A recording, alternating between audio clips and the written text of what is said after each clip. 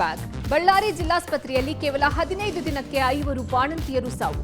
ಮಹಾರಾಷ್ಟ್ರ ಸರ್ಕಾರ ರಚನೆಗೆ ಅಮಿತ್ ಶಾ ಮೀಟಿಂಗ್. ಇದರ ಜೊತೆಗೆ ಮತ್ತಷ್ಟು ಸುದ್ದಿಗಳನ್ನು ನೋಡೋಣ ಕರ್ನಾಟಕ ಟಾಪ್ 20ಯಲ್ಲಿ.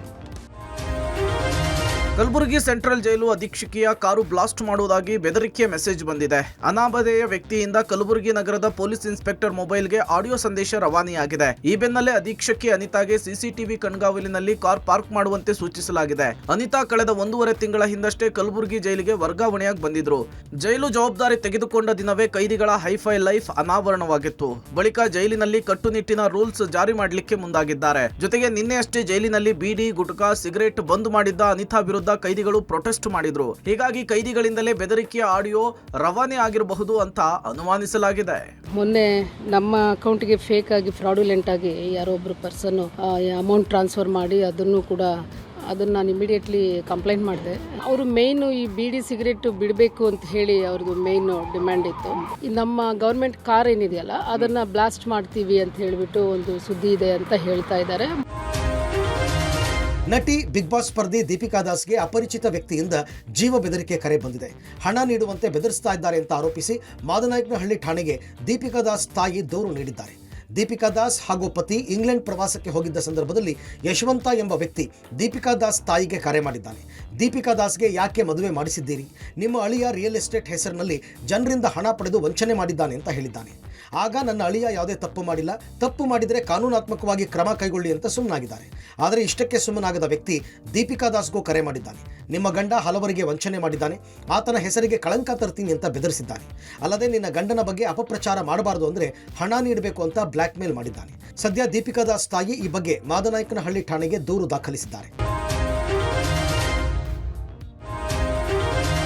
ಬಳ್ಳಾರಿ ಜಿಲ್ಲಾಸ್ಪತ್ರೆಯಲ್ಲಿ ಬಾಣಂತಿಯರ ಸರಣಿ ಸಾವು ಜನರಲ್ಲಿ ಆತಂಕ ಮೂಡಿಸಿದೆ. ಪಬ್ಲಿಕ್ ಟಿವಿ ವರದಿ ಬೆನ್ನಲ್ಲೇ ಜಿಲ್ಲಾ ಉಸ್ತುವಾರಿ ಸಚಿವ ಜಮೀರ್ ಅಹಮದ್ ಮಾಹಿತಿ ಪಡೆದಿದ್ದಾರೆ. ಜಿಲ್ಲಾಧಿಕಾರಿಗಳಿಗೆ ಕರೆ ಮಾಡಿ ತನಿಖೆ ನಡೆಸುವಂತೆ ಸೂಚನೆ ನೀಡಿದ್ದಾರೆ. 15 ದಿನಗಳ ಅಂತರದಲ್ಲಿ 5 ಬಾಣಂತಿಯರು ಮೃತಪಟ್ಟಿದ್ದಾರೆ. ನಿನ್ನೆ ವಿಮ್ಸ್ನಲ್ಲಿ ಮಹಾಲಕ್ಷ್ಮಿ ಎಂಬ ಬಾಣಂತಿ ಸಾವನ್ನಪ್ಪಿದ್ದು ತೀವ್ರ ರಕ್ತಸ್ರಾವದಿಂದ ಮೃತಪಟ್ಟಿರುವುದಾಗಿ ವೈದ್ಯರು ಹೇಳಿದರು. ಆದರೆ ವೈದ್ಯರ ನಿರ್ಲಕ್ಷ್ಯದಿಂದ ಸಾವು ಅಂತ ಕುಟುಂಬಸ್ಥರು ಆರೋಪಿಸಿದರು. ಘಟನೆ ಬಗ್ಗೆ ಆರೋಗ್ಯ ಸಚಿವ ದಿನೇಶ್ ಗುಂಡೂರಾವ್ ಪ್ರತಿಕ್ರಿಯಿಸಿ, ಚಿಕಿತ್ಸೆ ಕೊಡೋದ್ರಲ್ಲಿ ವೈದ್ಯರು ಯಾವುದೇ ತಪ್ಪು ಮಾಡಿಲ್ಲ, ಔಷಧಿಯಲ್ಲಿ ಏನಾದರೂ ಲೋಪ ಆಗಿದೆಯಾ ಅಂತ ಪರಿಶೀಲನೆಗೆ ಕಳಿಸಿದ್ದೇವೆ ಅಂದಿದ್ದಾರೆ.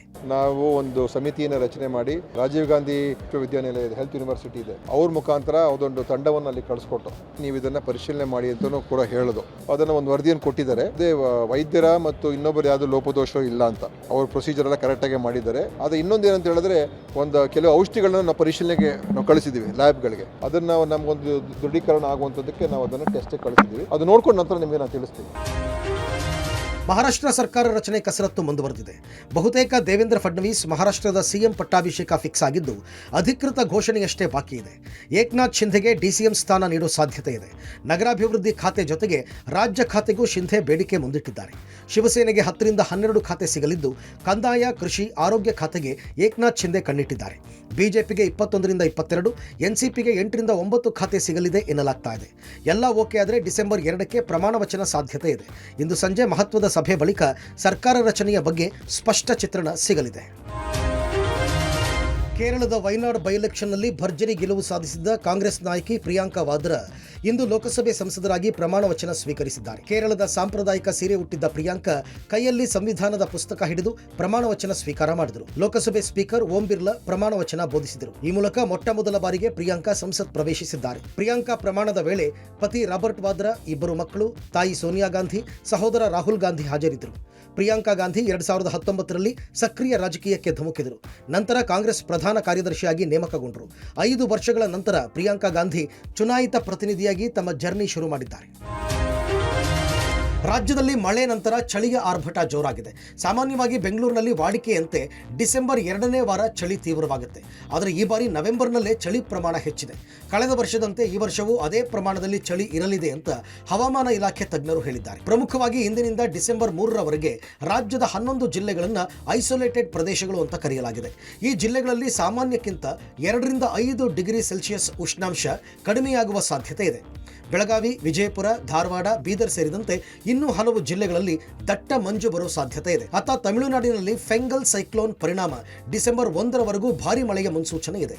ಈ ಹಿನ್ನೆಲೆಯಲ್ಲಿ 29ರಿಂದ ಡಿಸೆಂಬರ್ 3ರವರೆಗೆ ಬೆಂಗಳೂರು ಸೇರಿದಂತೆ ಶಿವಮೊಗ್ಗ, ಮಂಡ್ಯ, ಮೈಸೂರು, ಚಿಕ್ಕಬಳ್ಳಾಪುರ, ತುಮಕೂರು ಸೇರಿದಂತೆ ದಕ್ಷಿಣ ಒಳನಾಡಿನಲ್ಲಿ ಸಾಧಾರಣ ಮಳೆಯಾಗುವ ನಿರೀಕ್ಷೆ ಇದೆ. ಉತ್ತರ ಕರ್ನಾಟಕದ ಕೆಲವು ಜಿಲ್ಲೆಗಳಲ್ಲಿ 2ರಿಂದ 5 ಡಿಗ್ರಿ ಸೆಲ್ಸಿಯಸ್ಟು ಕನಿಷ್ಠ ಉಷ್ಣಾಂಶ ನಾರ್ಮಲ್ಗಿಂತ ಕಡಿಮೆ ಆಗುವ ಸಾಧ್ಯತೆ ಇದೆ. 11 ಜಿಲ್ಲೆಗಳಂದರೆ ಬೆಳಗಾವಿ, ಬೀದರ್, ವಿಜಯಪುರ, ಹಾವೇರಿ, ಬಾಗಲಕೋಟೆ, ಯಾದಗಿರಿ, ಗದಗ, ಕೊಪ್ಪಳ, ಗುಲ್ಬರ್ಗ, ರಾಯಚೂರು, ಧಾರವಾಡ 11 ಜಿಲ್ಲೆಗಳು ಮಿಸ್ಟ್ ಅಥವಾ ಫಾಗ್ ಬರುವ ಸಾಧ್ಯತೆ ಇದೆ. ಅಂದರೆ ಕನಿಷ್ಠ ಉಷ್ಣಾಂಶದಲ್ಲಿ ಕಡಿಮೆ ಆತಂದರೆ ಮಂಜು ಬೀಳುತ್ತೆ.